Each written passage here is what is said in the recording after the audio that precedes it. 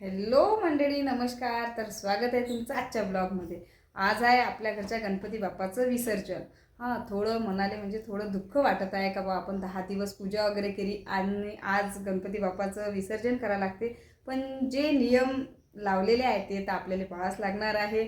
तर मग काय, पाहुणे जायच्या वेळेस पाहुणचार तर करावंच लागते. तर आज आहे आपल्या घरी गणपती बाप्पाला पुरणपोळीचा पाहुणचार. तर चला, तर मग मी पुरणपोळी बनवते आणि तुम्ही ब्लॉग बघत राहा. तर आपण हे बाप्पासाठी लाडू तयार केलेले आहे तिळाचे. तसं तर बाप्पाला म्हणजे रव्याचे लाडू आवडते, पण सगळीकडे रव्याचे लाडू खाऊन खाऊन बोर झाले असते ना, म्हणून आपण स्पेशल बनवलेले आहे तिळाचे लाडू. आणि हे मोदक जे पुरणाचे बनवले होते याला तळले, आता ते अशा प्रकारे झालेले आहे आणि ह्याचा सगळा प्रसाद आपण बाप्पाला देणार आहे. तर मी आता स्वयंपाकाची सुरुवात करत आहे आणि गॅस वट्यावर तुम्ही बघू शकता किती गयाट आहे. तर ते गयाटा तर होतच असते एवढा मोठा स्वयंपाक करायच्या वेळेस. तर चला, तर मग आता स्वयंपाक करूया.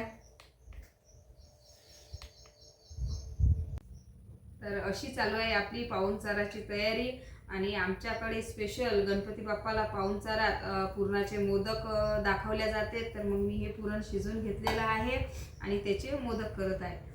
आणि हे दिवे, मोठा फळं हे सगळं म्हणजे जेवणात द्यावं लागत असते गणपती बाप्पाला. आमच्याकडे अशा पद्धतीनं म्हणजे पाहुणचार करते. तुमच्याकडे कसं करते तर नक्की सांगा.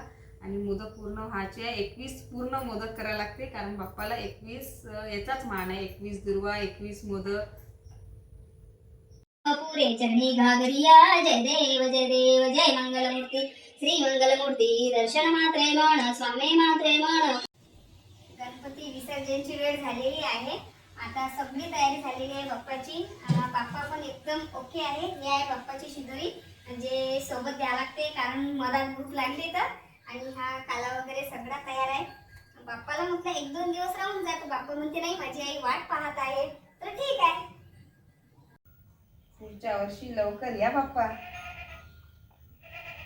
गणपती महाराज की जय.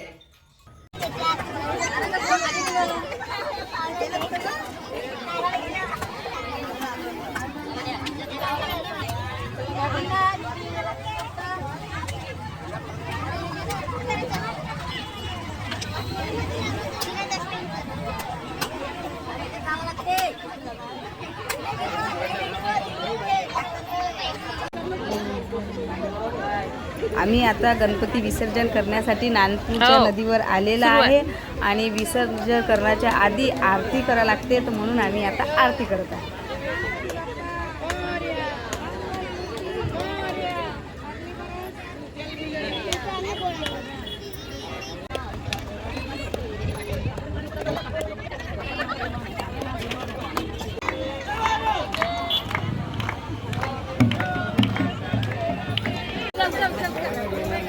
इथं तर मस्त रे बा, महाप्रसादाची पण व्यवस्था होती. मग काय, आम्ही पण महाप्रसाद खाल्ला आणि घरी आलो. गणपती शिरून आल्यावर मग हे 5 बोटे आणा लागते आणि घरी त्याची पूजा केल्या जाते. तुमच्याकडे पण असंच केल्या जाते का? असा आमचा गणपती विसर्जनचा ब्लॉग होता आणि तुम्हाला कसा वाटला तर नक्की कमेंटमध्ये सांगा. लाईक शेअर करा आणि सबस्क्राईब नसेल केलं तर नक्की सबस्क्राईब करा. टाटा.